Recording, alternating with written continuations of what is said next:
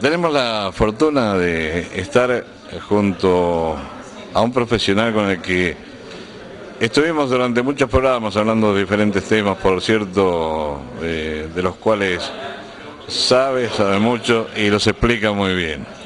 Entre ellos un poco la historia del automóvil, entre ellos un poco la historia del tango a través de mostrar algún piano que perteneció a aquel legendario Rosendo Mendizábal, que fue el compositor del entrerriano.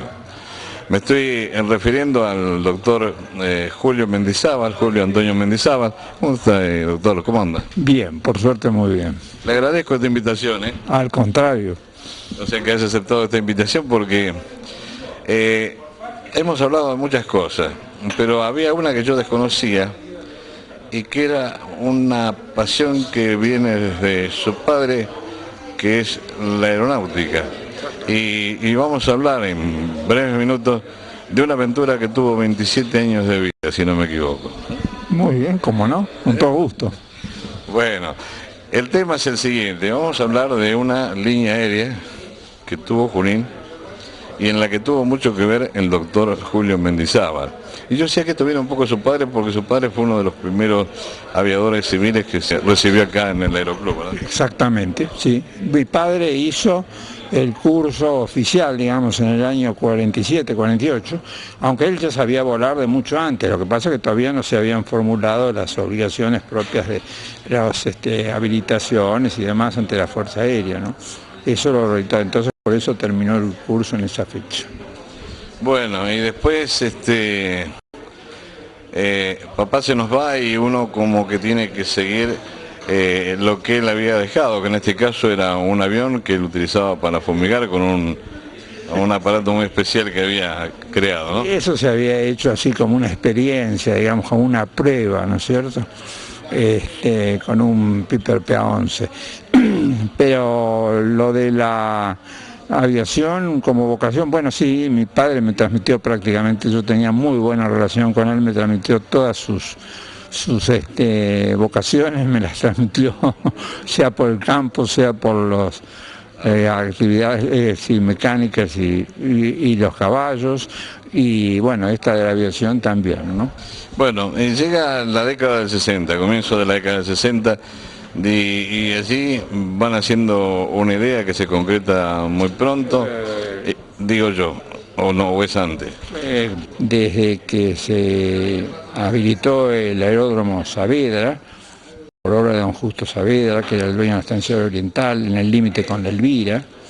Y la Elvira era de sus familiares también. La Elvira era la firma Morí Mendizábal en ese momento. Y ahí se hizo la primera pista de aviación, que en realidad no era nada más que eso, ¿no? Ya había un movimiento todo de gente, el señor Di Marco, el intendente Solana a partir del año 20, que creo que se ocupó mucho de esto, un militar que estaba a cargo del distrito, que era un teniente Ramírez Juárez, el doctor Arturo Polo Videla, que era diputado, y estaba en inquietud de la actividad aeronáutica en principio. Por supuesto, a continuación de eso, la posibilidad de usarla, ¿no? Y usarla como transporte, que siempre preocupó al hombre, ¿no es cierto?, de mejorar sus medios de transporte. El avión da condiciones evidentemente ideales para esto. Junín lamentablemente no está en las distancias ya críticas para justificar una empresa aérea. 250 kilómetros no es una cifra que normalmente atraiga, digamos, a empresas de aviación, porque es muy corto el periodo de vuelo como para dividir los costos de decolaje, aterrizaje, se recargan en muy pocos kilómetros, surge un pasaje muy caro. Bueno, y ¿cómo? Usted me iba a hablar de los comienzos de la pista de Saavedra, si no me equivoco, sí. y así llegamos a cómo nace Astro. Ahí está la actividad de la Pan American, que cumplía un vuelo que llegaba a Chile. La Panam. La Panam, sí, Panam era... Panagra era una subsidiaria de la Pan American Great Awards. y cumplió esos vuelos que aterrizaban en ese aeropuerto, el Justo Saavedra, y después seguían Marrufino, la Boulaye. Sí, hubo una historia de una caída en la Mar Chiquita de uno de ellos. Lamentablemente el punto negro, siempre el punto oscuro, luego con un accidente que se produjo casualmente en la Laguna Mar Chiquita. Bueno, pero cuéntenos un poco de su historia personal en esos 27 años que yo digo que duró que fue un esfuerzo comercial, pero yo digo una aventura más allá de eso, porque ustedes querían hacer algo muy superior para que Junín tuviera un transporte que sea continuo y además no solamente en el nivel nacional, sino que también internacional, ya que en algunos casos había viajes hasta Uruguay, ¿no? Sí. Mezclé un poco las cosas, lo voy a poner en su lugar. Ahí está. Ha hecho una síntesis bastante apretada de capítulos que la verdad son un poco más extensos que eso, ¿no? Pero lo que se intentó era crear ya una línea aérea que tuviera, por supuesto, continuidad, que es lo difícil. Para eso habíamos hecho un acuerdo con la Intendencia que compraba 3 pasajes. Los aviones que estábamos usando nosotros en ese momento eran aviones de Havilland que tenían una capacidad máxima de 14 pasajeros. Bueno, esa fue la intención con la que se hizo. Lamentablemente los avatares políticos de nuestro país y los permanentes cambios hacen que estas cosas cueste sostenerlas en el tiempo. La municipalidad al poco tiempo ya no pudo cumplir con su compra de pasajes. Los pasajes siempre aumentaron porque la inflación acá siempre distorsiona el tema de los precios. Y bueno, triste y lamentablemente fue imposible sostener la continuidad de la línea. Después vinieron muchos otros intentos, ¿no? ¿Y cómo fue esa experiencia, más allá de que después hubo que finalizarla por la parte económica? La experiencia fue muy agradable, fue verdaderamente demostrativa que pese a estar Junín en una distancia que no es crítica para el servicio aéreo, se lo merecía, y aparte con los conflictos que traía ya la ruta, que por ese entonces ya empezaba a... Claro. Fíjese que acá la quiebra de los ferrocarriles determinó que todo el transporte de carga se trasladara a los camiones. ¿Y los camiones por dónde van? Por la ruta. Y eso se juntó con el mayor movimiento que tenían los autos, la mayor velocidad, la ruta que seguía siendo la misma que yo vi construir en el año 42. Así que el viaje a Buenos Aires ya empezó a ser crítico en ese tiempo, mirado con bastante malos ojos. Y bueno, pensar en 40, 50 minutos de vuelo era una fantasía, llegar al aeroparque. Bueno, y también hicieron viajes a Carmelo, Uruguay, si no me equivoco. La empresa tenía viajes, sí, en el departamento de Colonia, y habíamos incluso solicitado la pata argentina, por decir así. Los tráficos internacionales se dividen mitad para una bandera y mitad para la otra. La pata argentina la habíamos solicitado porque ya estaba viniendo de Colonia, propiamente dicho, la empresa Arco, con la cual después terminamos asociándonos. Era una historia ya bastante más larga.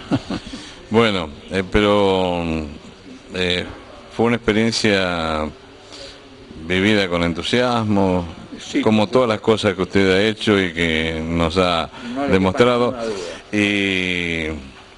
¿Y qué saca hoy a la distancia de eso? ¿Qué recuerdo saca usted? Bueno, lo que como recuerdo siempre es agradable, aunque el resultado no tuvo la positivez que uno hubiera querido que se continuara. Después hubo un periodo que la intentó también hacer la propia empresa austral, con los aviones japoneses y YS-11 que tenía, que tenía espacios desocupados, y hizo durante un periodo de tiempo escala acá en Junín. Y después lo terminó haciendo Servicios Aéreos Bonaerenses, usando una ruta que ya para ese momento le había pedido el APA. Pero al poco tiempo de andar creo que tuvieron una emergencia, no sé qué pasó, y este tipo de cosas, como hablábamos hoy en el accidente de Pan American, a una empresa de avión la castigan muy seriamente, ¿no? ¿Qué opina de que hoy no se pueden utilizar las pistas del aeródromo Junín? Bueno, en aquellos años en que mi padre estuvo militando la actividad en el aeródromo de Junín, ya habían venido personas que tuvieron una determinación aeronáutica muy, muy feliz en nuestra ciudad, como fue el señor Edelmiro Valeiras, que estuvo tantos años a cargo del aeródromo, con colaboradores de la talla de David Hernando, que aparte de haber sido pilotos excepcionales, eran personas verdaderamente extraordinarias, como seres humanos. Así que eso sería totalmente injusto no recordarlos y mencionarlos. El balance era positivo, pero las condiciones seguían siendo siempre críticas, porque las alteraciones de nuestra economía no favorecen estos proyectos que están un poco, como quien dice, en el límite de la cosa, ¿no? Y bueno, eso hizo que fuera, ¿verdad? Lo intentamos después, cuando nos asociamos con ARCO, lo intentamos, lo planeamos de vuelta y siempre el resultado era negativo, ¿no? En números era negativo, es decir, mantenerlo en el tiempo iba a ser prácticamente un imposible, ¿no? Bueno, doctor, le agradecemos mucho la gentileza y ya vamos a encontrar otro tema para hablar con usted porque hay mucho para hablar y afortunadamente usted tiene una memoria y una forma didáctica de contarnos los temas que al televidente le agrade mucho. Sí, eso sería interesante de poderlo hacer y sobre todo de poder clarificar los aspectos que habría que corregir para que la actividad aérea acá se encauce dentro de la actividad privada, la que le corresponde, y la que le corresponde a la actividad pública. Y se avance en los progresos que la aviación ha hecho en todo el sentido de la palabra, no solo en los aviones, en el diseño de las rutas, sino también en el diseño de las empresas.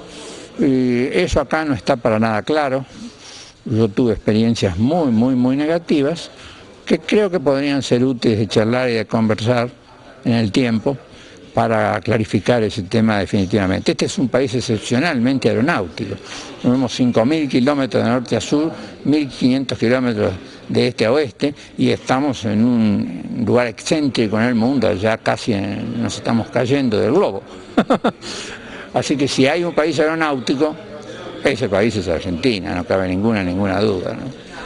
Gracias por todo, doctor. Al contrario, el agradecido soy yo, muy honrado.